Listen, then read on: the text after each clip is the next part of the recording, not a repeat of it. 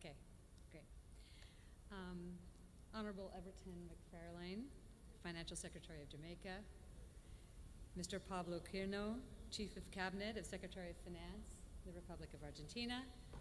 Distinguished members of the Government of Jamaica.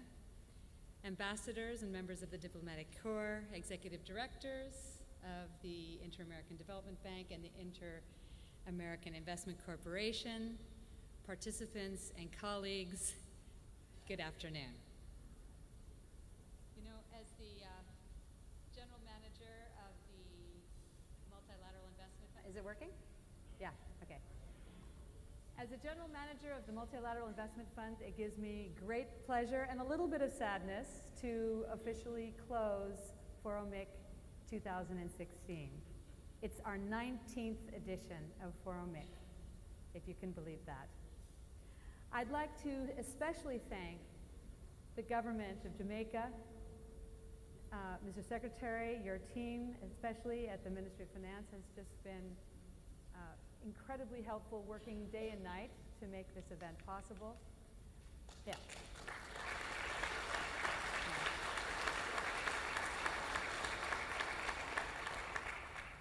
I'd also like to thank our sponsors, without which there would be no FOMIN, and especially mention the diamond sponsors, which are the National Commercial Bank here in Jamaica, as well as MetLife Foundation. So let's give them a hand as well.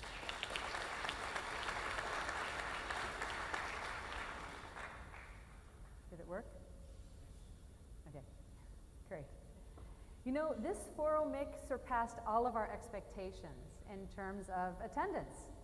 We've had more than 1,200 attendees from 45 countries and more than 1,000 business meetings that were held out in that room, the meeting point out there. We're so proud at the MIF to have the privilege of putting on this annual event that has really become the reference point and the gold standard for financial inclusion, innovation, and social entrepreneurship.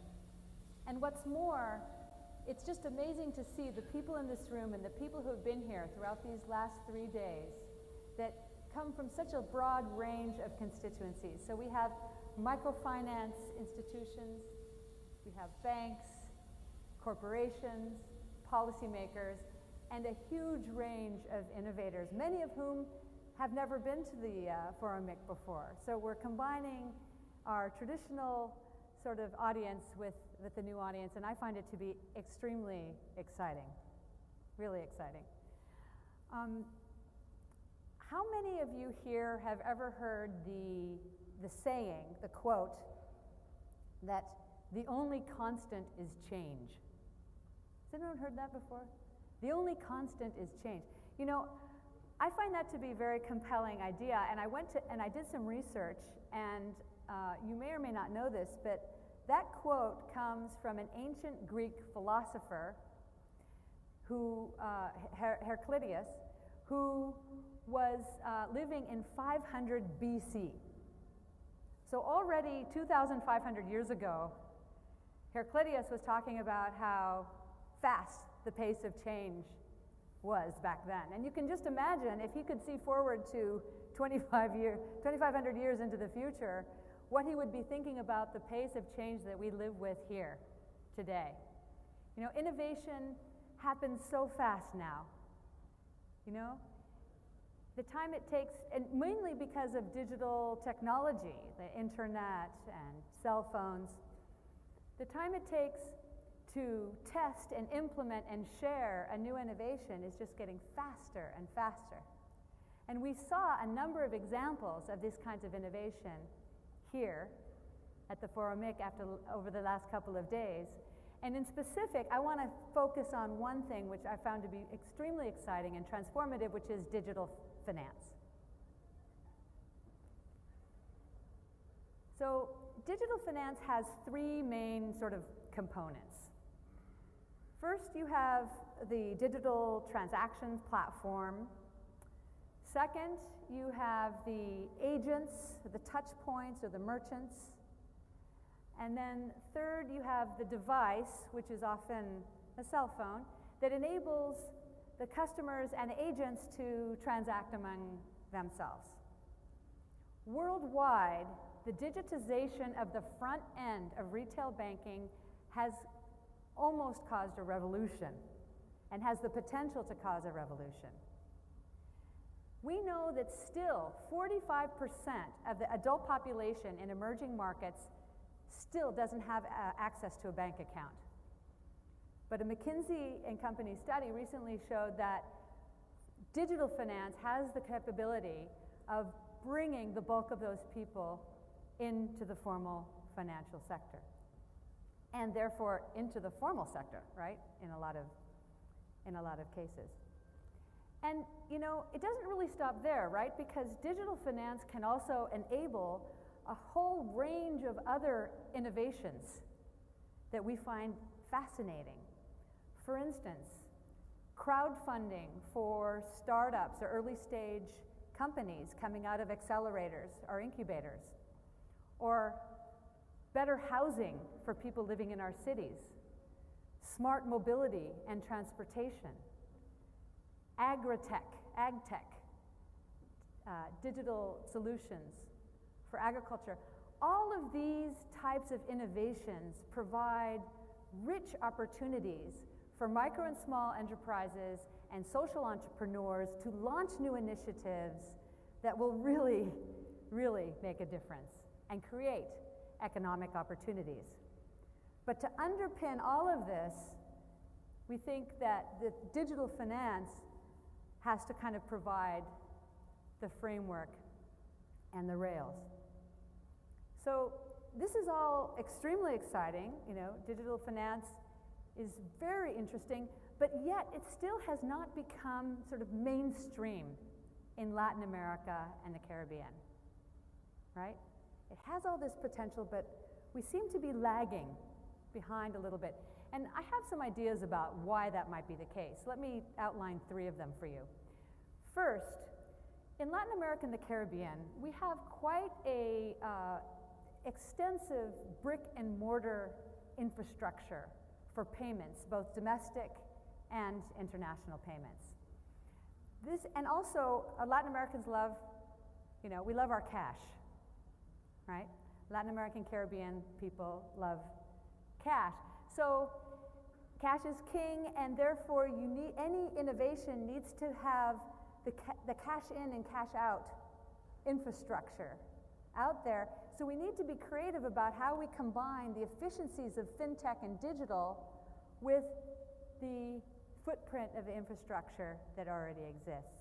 Haven't completely figured out how to do that yet. A second issue is the issue of what I'd call sort of inappropriate or not quite right innovation. So there are a number of companies have brought innovations and solutions from other parts of the world, and they haven't worked out very well. And really, it's urgent for fintech companies, for banks, and for other players to understand in a very deep way the customer. What do customers in Latin America and the Caribbean really, really need? What do they really want? What are their aspirations, desires? We have to make sure anything that we introduce is really addressing a key pain point for very large segments of the population. And then third, I'd like to talk about the cautious regulatory framework that we have in Latin America and the Caribbean. Any kind of innovation like digital finance does require a flexible regulatory framework. But as we know, our regulators in Latin America and the Caribbean have tended to be a bit conservative in order to avoid systemic risk in the financial sector and to protect consumers, which is all very understandable. But now is the time, we've heard it time and time again throughout these last 3 days, now is the time for the regulators in Latin America and the Caribbean to develop an enabling environment for digital. We have to embrace it because it's coming. It's coming anyway. So what can be done? What can be done to expand and accelerate digital finance in Latin America and the Caribbean? Well, the MIF and the IDB group has been working very hard with corporate partners, with financial institutions, with governments and startups to try to answer that question. And a lot of the people here in this room also have ideas about how to do this. I'm just going to give you a few examples, some projects that we are working on. Here in the Caribbean, we're working on a crowdfunding platform that will draw in money from the Caribbean diaspora to support 10 Habitat, which is a platform that it's an accelerator that will support technology startups and early stage companies. It's a very unique platform because it provides a holistic kind of support system to the companies that are coming through there and focusing on very important sectors in the Caribbean like agro-processing, creative economy, renewable energy, tourism, education, etc. Let's move to cities. I think we all know, 80% of the population in Latin America and the Caribbean live in cities, and housing is a huge problem. In Mexico City, there are these 8 towns that are on the northern rim of Mexico City where 20% of the population has substandard housing. We are working with our partner Habitat to develop an app that will help to connect residents with financial services and other services that enable them to make the kind of home improvements that will not only improve the quality of their lives, but also, in many cases, help to turn those houses into economic assets. In agriculture, we're doing a number of things to use digital information to help reduce the risk profile of smallholder farmers in order to get them access to financial services. We have this one project, well, we're looking a lot at cocoa and coffee in countries like Nicaragua and Colombia, but a specific project with Cooperandes is very interesting because they're collecting very detailed, kind of granular data about the smallholder farmers, about, what is their crop yield, what is the plant varieties that they're using, what about the weather patterns, all kinds of information that allows the lenders to lend to them with much more comfort. And not only that, also they are using that information to connect the small farmers to very sophisticated futures markets to enable them to do price risk management for the very first time, which is like a revolution for a lot of these small guys. So in addition to these fintech type of solutions, we're also looking at digital innovation in a few other areas. For instance, traffic. Okay, traffic is a huge problem in many of our cities as well. And a group of entrepreneurs in Asunción, Paraguay have developed an app called Topa. And Topa enables citizens to track and enter information about the public transportation line. So they can look at, what's happening with the schedules, what's happening with traffic, they can make complaints, etc. And Topa already has, they just started up and they already have 17,000 users and have tracked 15 different bus lines. And this kind of information and transparency is going to help everybody, the city, the bus companies, the bus drivers, and the commuters to make better decisions about how to use public transportation and hopefully overall reduce stress, crime, and pollution.